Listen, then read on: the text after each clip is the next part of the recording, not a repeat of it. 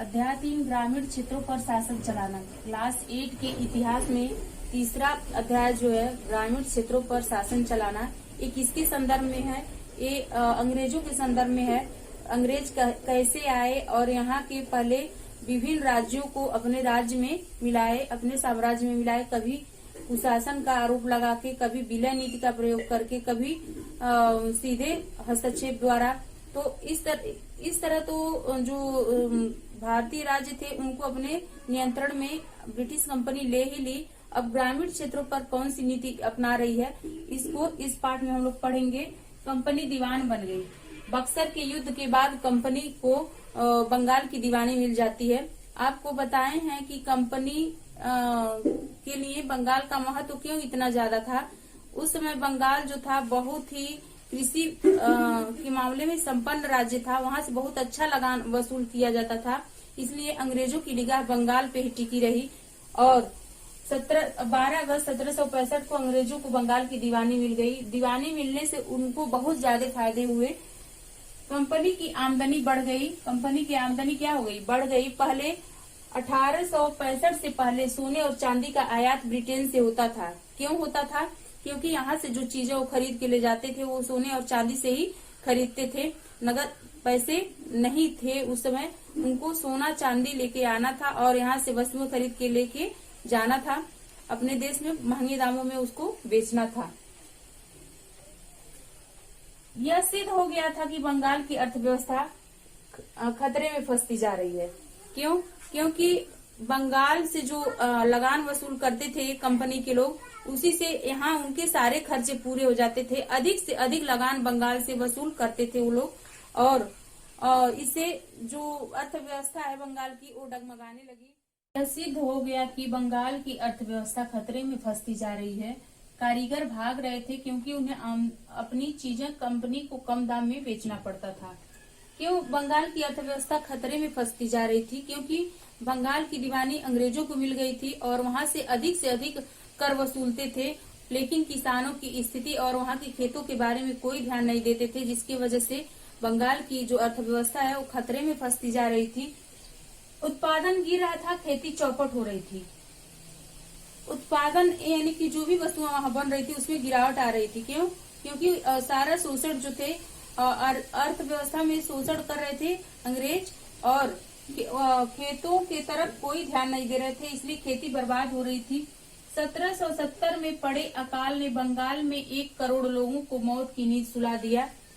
1770 में बंगाल में भयंकर अकाल पड़ा था। भयंकर अकाल मतलब सूखा या बाढ़ की स्थिति। सूखा की स्थिति में भी कुछ अनाज नहीं पैदा होता है और बाढ़ की स्थिति में भी अनाज नहीं पैदा होता है, जिससे अकाल माना जाता है। लोग भूख प्यास से मरने लगते हैं और इस तरह से बंगाल में 1 करोड़ लोग मारे गए थे 1770 ईस्वी में भूख और प्यास के कारण।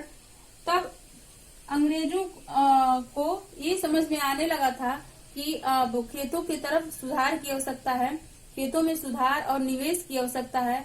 अगर ऐसा नहीं होगा तो स्थिति और खराब होगी और जो लगान हम लोग वसूल कर रहे हैं उसमें गिरावट आएगी। इसके लिए वे 2 दशकों तक बहस किए कि कौन सी योजना लागू की जाए बंगाल में, ताकि हम लोगों को अच्छी आय हो और किसानों की स्थिति भी बेहतर बनी रहे। तो इसके लिए जो व्यवस्था बनी वो थी अस्थायी बंदोबस्त की व्यवस्था।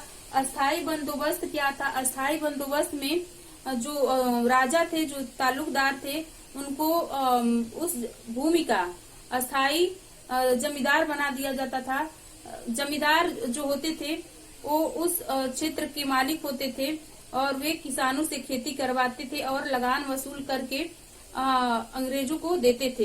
ये जो लगान था उसको अस्थायी कर दिया गया था और ये बोली लगाई जाती थी, नीलामी बोली लगाई जाती थी। जो सबसे अधिक कर वसूल करके अंग्रेज कंपनी को देता था वही उस क्षेत्र का जमींदार नियुक्त होता था। वह क्या, उसके पीढ़ी दर पीढ़ी अगर उतना जितना तय हुआ है, अस्थायी हुआ है लगान, अगर वो देता रहता था तो उसके वह और उसके जो वंशज थे वो पीढ़ी दर पीढ़ी उस क्षेत्र का जमींदार घोषित कर दिए गए थे। लेकिन तभी तक जब तक वो कर देते थे। अगर कर नहीं देते थे तो उस भूमि का मालिक दूसरे को बना दिया जाता था, जो सबसे अधिक लगान वसूल करके देने के लिए कहता था। यह व्यवस्था जो था ये बंगाल, उड़ीसा और अवध प्रांतों में लागू हुआ। कहाँ कहाँ लागू हुआ अस्थायी बंदोबस्त? अस्थायी बंदोबस्त में जो लगान था उसको अस्थायी कर दिया गया था। अस्थायी मतलब निश्चित कर दिया गया था कि इतना इस क्षेत्र से इतना लगान वसूल करके देना है। लेकिन यह व्यवस्था जो था अंग्रेजों को बेहतर नहीं लगा। क्यों? क्योंकि समय के साथ महंगाई बढ़ती गई, लेकिन जो लगान था वो अस्थायी था, उसमें कोई बढ़ोतरी नहीं हुई। इसलिए यह व्यवस्था अंग्रेजों को बेहतर नहीं लगी और इस व्यवस्था से असंतोष पैदा हुआ उन लोगों को। फिर दूसरी व्यवस्था की तरफ ध्यान देने लगे। देखते हैं दूसरी व्यवस्था क्या है। अस्थायी बंदोबस्त की समस्याएं। अस्थायी बंदोबस्त में निम्न समस्याएं थी। जमींदार खेती की सुधार की तरफ ध्यान नहीं देते थे। कंपनी जो अंग्रेज थे वो जमींदारों को इस पर्पज से भूमि दिए थे कि वे भूमि में कुछ निवेश करेंगे, उसके सुधार के प्रति ध्यान देंगे ताकि किसान अच्छी तरह से खेती कर सकें और अच्छा लगान हम लोग वसूल कर सकें। इसके लिए जो खेतों की लगान वसूल करने की व्यवस्था थी वो जमींदारों को दी गई, लेकिन वो खेतों की तरफ ध्यान नहीं दिए। कंपनी जो लगान तय की थी वह बहुत ज्यादा था। कंपनी पहले से अस्थायी कर दी थी लगान, तो वो इतना ज्यादा था कि जमींदार वसूल करके दे नहीं पाते थे और जो किसान इस लगान को देते थे उनको भी कर्जा लेके देना पड़ता था, क्योंकि भूमि से उतनी आय नहीं हो पाती थी जितना लगान में तय किया गया था। इस तरह से किसानों के ऊपर भी दबाव पड़ने लगा और किसानों का भूमि पर जो अधिकार था वो सुरक्षित नहीं था। किसान जो थे वो परेशान थे। राजस्व न चुकाने की स्थिति में जमींदारी छीन ली जाती थी। आपसे बताया गया है कि नीलामी बोली के आधार पर जो सबसे अधिक कर देने के लिए कहते थे उन्हीं को उस भूमि का जमींदार घोषित किया जाता था। अगर वो लगान नहीं चुका पाते थे तो उसको उस भूमि से बेदखल कर दिया जाता था और यह जमींदारी किसी और व्यक्ति को दी जाती थी जो सबसे अधिक लगान वसूल करके देने के लिए कहता था। बाजार की कीमतें बढ़ने लगी और खेती के विस्तार से जमींदारों की आमदनी बढ़ी। कुछ दशकों बाद थोड़ा खेतों में सुधार हुआ, बाजार बढ़ने लगी, खेतों का विस्तार हुआ, लेकिन लगान तो उतना ही तय था जितना देना था, उसको अस्थायी कर दिया गया था। इसलिए अंग्रेजों को थोड़ा परेशानी हो रहा था। किसानों को भी यह व्यवस्था दमनकारी लगी, क्योंकि खेतों पर अधिकार सुरक्षित नहीं था। लगान जो नहीं चुका पाते थे किसान, उनको उनकी पुश्तैनी जमीन से बेदखल कर दिया जाता था। बेदखल मतलब उनका जमीन छीन लिया जाता था। इस तरह से अस्थायी बंदोबस्त में बहुत सारी समस्याएं थी और इन समस्याओं से अंग्रेजों को भी समस्याएं पैदा हुई, क्योंकि उन्हें महंगाई के साथ साथ उनका लगान नहीं बढ़ रहा था। वो तो अस्थायी कर दिए थे, तो अंग्रेज कंपनी को ज्यादा मुनाफा नहीं इस व्यवस्था से लग रही थी, इसलिए वे दूसरी व्यवस्था की ओर ध्यान देने लगे।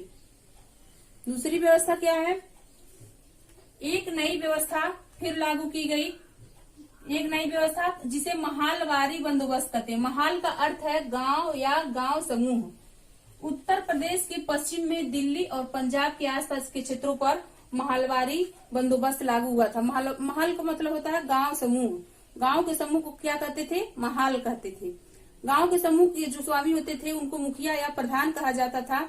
और अब जो अंग्रेज योजना बनाए थे उसमें क्या था कि गांव के प्रधान से लगान वसूल करके लेने के लिए समझौता हुआ था।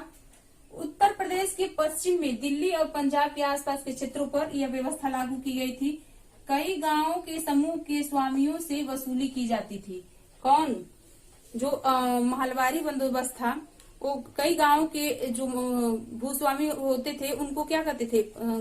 मुखिया कहते थे या फिर प्रधान कहते थे। तो उनसे अंग्रेज समझौता किए थे कि आप किसानों से लगान वसूल करके और हमें दीजिएगा। ये समझौता कौन किए थे? अंग्रेज किए थे। सरकार गांव के मुखिया से लगान वसूल करने का समझौता करती थी। कौन? अस्थायी बंदोबस्त कब लागू हुआ? 1793 में। और किन क्षेत्रों पर लागू हुआ? बंगाल, उड़ीसा और अवध प्रांतों में। और जो लगान वसूल करने का कार्य करते थे वो जमींदार करते थे। महलवारी बंदोबस्त 1822 में लागू हुआ और दिल्ली और पंजाब के आसपास के क्षेत्रों पर यह व्यवस्था लागू हुआ। कौन सा व्यवस्था?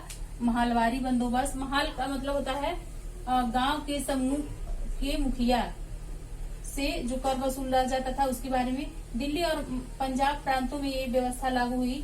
गांव के मुखिया से लगान वसूल किया जाता था, ये समझौता हुआ। और इस व्यवस्था के जन्मदाता जो थे होल्ट मैकेंजी थे। तीसरी व्यवस्था जो लागू हुई वो थी रैयतवाड़ी बंदोबस्त। रैयतवाड़ी बंदोबस्त मद्रास और मैसूर प्रांतों में लागू हुई, जो दक्षिण भारत के प्रांत थे। और इसमें जो लगान वसूल करने का कार्य था वो किसानों से था। और इस व्यवस्था के जन्मदाता जो थे वो मुनरो थे, थॉमस मुनरो।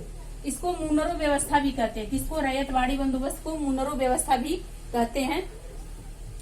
रैयतवाड़ी बंदोबस्त के बारे में देखते हैं। लगान देने का उत्तरदायित्व रैयत यानी कि काश्तकार को सौंपा गया। रैयत, काश्तकार और किसान तीनों एक ही चीज है। किसान को ही रैयत भी कहते हैं, काश्तकार भी कहते हैं और किसान भी कहते हैं।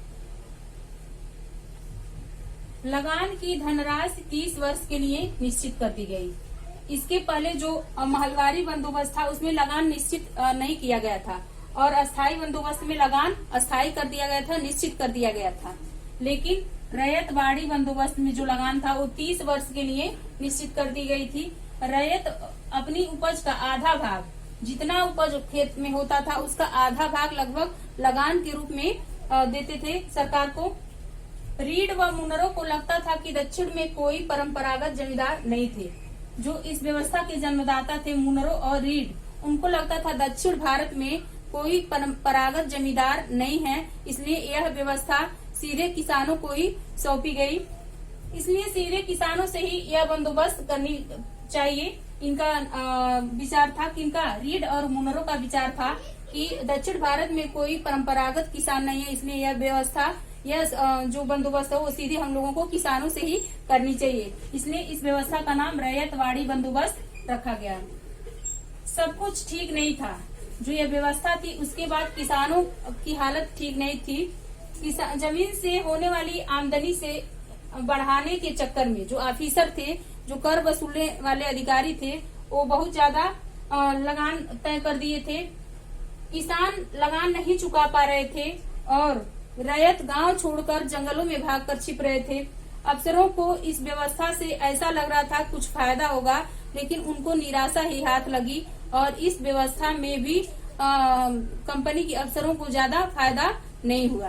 यूरोप के लिए फसलें, यूरोप के लिए फसलें क्यों उगाना शुरू किए भारतीय किसान, इसके बारे में हम लोग इस भाग में पढ़ेंगे। अंग्रेजों ने महसूस किया कि ग्रामीण इलाके न केवल राजस्व प्रदान कर सकते हैं बल्कि वहां यूरोप की जरूरत की फसलें भी पैदा की जा सकती हैं। ये किसके दिमाग में आया? जो अंग्रेज कंपनी थी उनके मन में आया। क्योंकि यहाँ से जो चीजें वो ले जाते थे अपने देश में बेचते थे, यहाँ से सस्ते दामों पे चीजें खरीदते थे, अपने देश में महंगे दामों में बेचते थे, तो उनको काफी मुनाफा होता था और कई गुना मुनाफा होता था। उनके मन में लगान वसूल करने और वहां ले जाने के लिए व्यापार करने के अलावा कुछ और बातें आ रही थी सामने, जिसमें अंग्रेजों ने यह महसूस किया कि लगान के अलावा यहाँ यूरोप की जरूरत की फसलों को भी उगाया जा सकता है, जिनसे बहुत ज्यादा आय हो सकती है। इसके बाद ये सब 50 वर्षों तक अंग्रेजों ने देश के विभिन्न भागों में किसी न किसी, पहले तो नील व अफीम की खेती के लिए भारतीय किसानों को परेशान किया गया। फिर 150 वर्षों तक विभिन्न भागों में किसानों को विभिन्न फसलों के लिए परेशान किया गया, मजबूर किया गया। बंगाल में पटसन के लिए मजबूर किया गया, असम में चाय के लिए, उत्तर प्रदेश में गन्ना उत्पादन के लिए और पंजाब में गेहूं के लिए, महाराष्ट्र में कपास के लिए, मद्रास में चावल के लिए। ये कौन परेशान कर रहे थे? ये चीजें उगाने के लिए अंग्रेज कर रहे थे। अब नील क्या था? नील वो था, चूंकि उस समय इंग्लैंड में औद्योगिक क्रांति चल रही थी, वहाँ बहुत अधिक संख्या में कपड़ा उत्पादन हो रहा था, तो कपड़े की रंगाई के लिए उन्हें नील की जरूरत थी। वैसे नील, भारतीय नील जो था वो उच्च कोटि का नील था, इसलिए भारतीय नील की भी मांग विदेशों में बहुत ज्यादा थी। नीला रंग भारत में उगने वाले नील के पौधों से तैयार किया जाता था और भारतीय नील जो था वो 13वीं शताब्दी तक इटली, फ्रांस, ब्रिटेन में कपड़े की रंगाई के लिए भारतीय नील का इस्तेमाल किया जा रहा था। चूंकि भारतीय नील जो था वो यूरोप के देशों में बहुत कम मात्रा में पहुंचती थी, इसलिए उसका मूल्य जो था वो बहुत ज्यादा होता था। और ये नील जो था, भारतीय नील, वो उच्च कोटि का नील माना जाता था। उसके विकल्प के रूप में भारतीय नील के विकल्प के रूप में उनके पास एक और विकल्प था, ओड से भी वो नील प्राप्त करते थे। जो ओड उत्पादक थे वो नील के साथ जो प्रतिस्पर्धा था उसको झेल नहीं पा रहे थे और अपने शासकों से ये मांग की कि नील के आयात को रोका जाए ताकि उनके ओड उत्पादन जो है उसको विकसित किया जा सके और उसकी मांग बढ़ सके। ओड से भी नीला और बैगनी रंग बनाया जाता था। ओड क्या था? ओड भी एक पौधा था, उससे नीला और बैगनी रंग बनाया जाता था, लेकिन इससे जो रंग बनता था वो फीका और बेजान होता था। इसलिए कपड़ा रंगने के लिए भारतीय नील की मांग ही यूरोप के देशों में सबसे ज्यादा बढ़ गई। ओड इटली, फ्रांस, जर्मनी और ब्रिटेन के कई हिस्सों में उगाया जाता था। ओड जो था, ओड से नीला और बैगनी रंग तो मिलता था, लेकिन वो रंग जो था वो फीका होता था और देखने में भी सुंदर नहीं लगता था। इसलिए भारतीय नील की मांग विदेशों में बढ़ी। नील के साथ प्रतिस्पर्धा से ओट के उत्पादकों ने अपने शासकों से यह मांग किया कि नील के आयात को रोका जाए ताकि हमारे ओट का उत्पादन जो है वो फल फूल सके। लेकिन कुछ सालों के बाद ये पाबंदी जो था, नील के आयात की पाबंदी, इस पे ढीलापन आया और बहुत सारे यूरोप के देशों में नील का उत्पादन होने लगा। देशों में भी नील की खेती होती है। भारतीय नील की प्रतिस्पर्धा करने के लिए यूरोप के देशों में भी नील की खेती शुरू हो जाती है। फ्रांसीसी लोग, पुर्तगाली लोग, ब्रिटिश और स्पेनिश तथा उत्तरी अमेरिका के लोग नील की खेती अपने अपने देशों में करना शुरू करते हैं। लेकिन 18वीं सदी के आखिर तक भारतीय नील की मांग और बढ़ गई। क्यों बढ़ी? इसके पीछे कुछ कारण थे। वेस्ट इंडीज और अमेरिका से मिलने वाली आपूर्ति अनेक कारणों से बंद हो गई। कहाँ आपूर्ति हो रही थी? इंग्लैंड में हो रही थी। और वेस्ट इंडीज और अमेरिका से जो नील इंग्लैंड में जाते थे वो नील की आपूर्ति बंद हो गई, जिससे 1783 से 1789 के बीच नील उत्पादन जो है आधा रह गया था। कब? 1783 से 1789 के बीच जो यूरोप के देशों से नील उत्पादन हो रहा था वो पहले की अपेक्षा आधा रह गया था। ब्रिटेन के रंगरेज का मतलब होता है कपड़ा रंगने वाले। तो ब्रिटेन के रंगरेज जो थे वो बेचैनी से किसी और स्रोत की तलाश कर रहे थे कि और किन स्रोतों से हमें नील प्राप्त हो जाए और किस देश से नील प्राप्त हो जाए। इसी बीच भारत में ब्रिटेन की बढ़ती दिलचस्पी, किन कारणों से भारत में ब्रिटेन की दिलचस्पी बढ़ रही थी? भारत में ब्रिटेन की दिलचस्पी किन कारणों से बढ़ रही थी? वो नील की खेती करवाना चाहती थी। यूरोप के देशों में नील की बढ़ती मांग को देखकर ये व्यापार का एक अच्छा स्रोत इनको मिल गया कि नील की खेती भारत में करवाई जाए। यूरोप में नील की आपूर्ति के लिए ईस्ट इंडिया कंपनी भारत में नील की खेती के रास्ते ढूंढने लगी। कौन? East India company. East India company की स्थापना कब हुई थी? 1600 ईस्वी में। 18वीं सदी के आखिर में बंगाल में नील की खेती तेजी से फैलने लगी थी। कब? 18वीं सदी। 18वीं सदी का मतलब होता है 1700 से 1800 के बीच का टाइम, और 1780 के बाद जो है वही 18वीं सदी का आखिर होगा। तो उसमें जो नील की खेती है वो तेजी से बढ़ने लगी थी। 1788 में ब्रिटेन द्वारा आयात किए गए नील में भारतीय नील का हिस्सा 30% था। जब 1788 में विदेशों से नील आयात होता था ब्रिटेन में, तो उसमें भारतीय नील का हिस्सा 30% था, जो 1810 में 95% हो गया। यानी कि पूरे नील जो आयात किए जाते थे ब्रिटेन में, सारा नील भारत से ही आयात किया जाता था। नील का व्यापार बढ़ने से कंपनी के अफसर और एजेंट नील उत्पादन में पैसा लगाने लगे। क्यों? क्योंकि नील से उन्हें अच्छा आय होता था। उस समय इंग्लैंड में औद्योगिक क्रांति लगी हुई थी। ये कपड़े बनाने के लिए कारखाने लगे हुए थे। कपड़ा रंगने के लिए नील की जरूरत थी, वो भी अधिक मात्रा में। जो नील भारत से प्राप्त हो रही थी उसकी अच्छी कीमत मिल रही थी, इसलिए सारे अफसर और एजेंट नील उत्पादन में पैसा लगाने लगे थे। भारी मुनाफा कमाने के लिए स्कॉटलैंड और इंग्लैंड से बहुत सारे लोग भारत आए। क्यों? क्योंकि भारत में नील की खेती की जा रही थी और नील से इंग्लैंड में बहुत अच्छी आय होती थी, इसलिए बहुत सारे लोग इंग्लैंड से, स्कॉटलैंड से, अन्य देशों से अपना व्यवसाय छोड़ के लोग भारत में नील की खेती करने के लिए आए और अपने बागान भारत में लगाए। उन्हें कंपनी व बड़े बड़े बैंक से कर्जा देने के लिए तैयार रहते थे। कंपनी यानी कि जो कंपनी थी, जो आते थे यहाँ बागान लगाते थे व्यवसायिक लोग, तो उनको कंपनी, जो ईस्ट इंडिया कंपनी थी, वो भी कर्जा देने के लिए तैयार रहती थी और जो बड़े बड़े बैंक है वो भी उनको कर्जा देने के लिए तैयार रहते थे। क्यों? क्योंकि यहाँ नील के बागान लगा सकें और नील उत्पादन कर सकें, जिनकी जरूरत कहाँ थी? इंग्लैंड में थी। नील की खेती कैसे होती थी? नील की खेती करने के दो तरीके थे।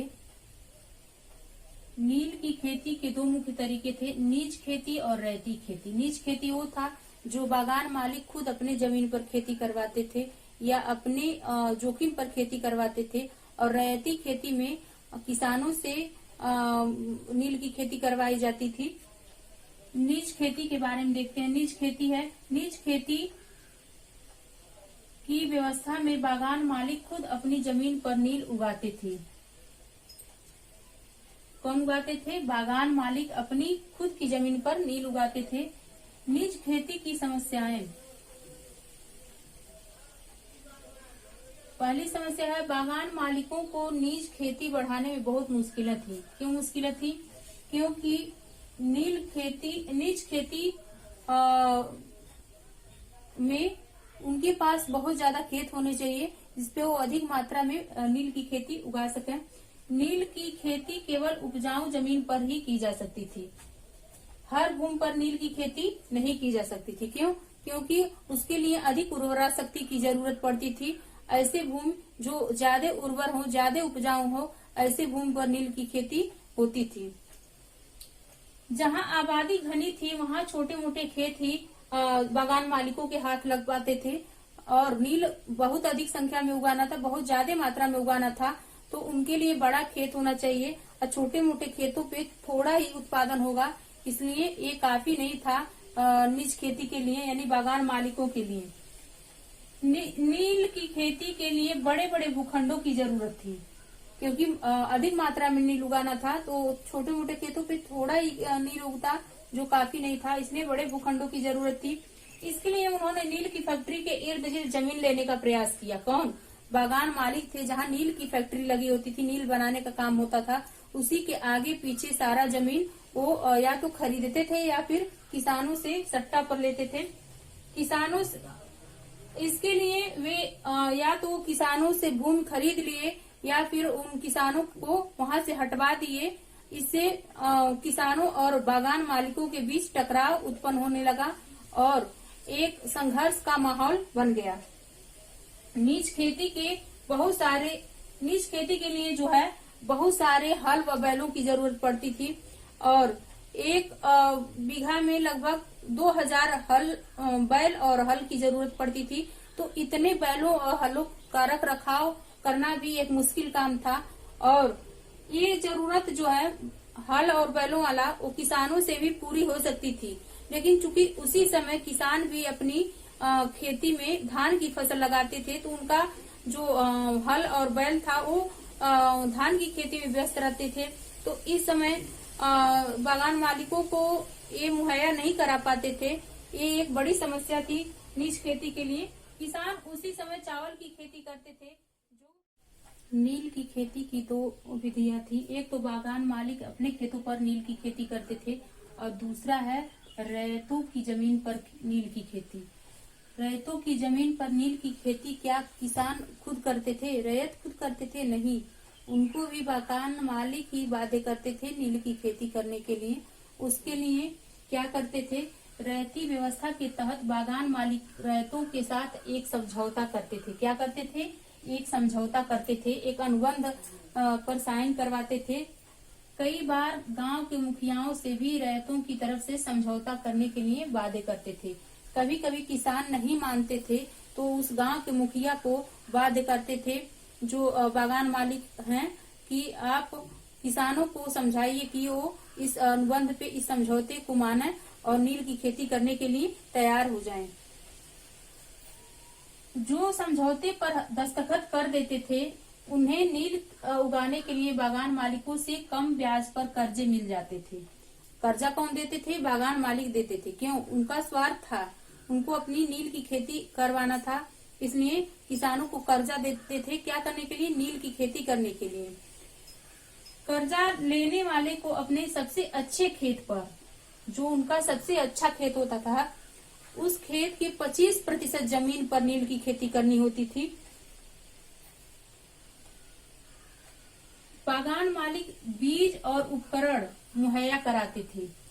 कौन उपकरण और बीज मुहैया कराते थे? जो बागान मालिक, जो समझौता करके किसानों को बाध्य करते थे या फिर गांव के मुखिया को बाध्य करते थे कि आप समझौते पर किसानों से हस्ताक्षर करवाएं और ये समझौता मानने के लिए कहें, तो वो बागान मालिक किसानों को बीज देते थे और उपकरण देते थे। क्या करने के लिए? नील की खेती करने के लिए।